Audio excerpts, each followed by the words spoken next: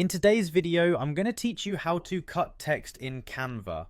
We'll walk through a simple yet effective technique to make your text designs more dynamic and visually appealing. If you're new to Canva or even just exploring further capabilities, this walkthrough will be both informative and straightforward. To kick things off, let's start by opening Canva and selecting a new design. Once you're in the design interface, the first step is to click on Add a Heading. This action will place a text box in your design where you can begin customizing your content. For simplicity, we'll use the letter D as our first character. To do this, simply delete the existing placeholder text and type D into the text box. This single character will be the foundation for our effect.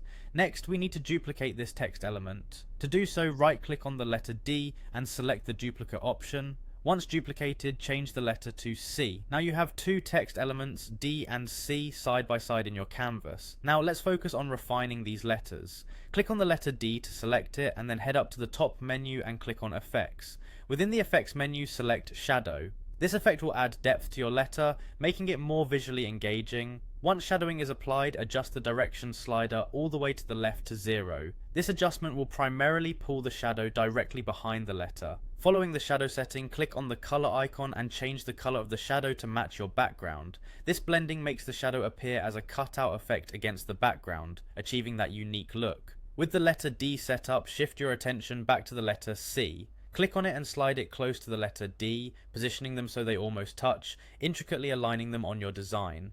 Next, it's time to play around with the depth of field using positioning. Click on Position from the top menu and select Backward.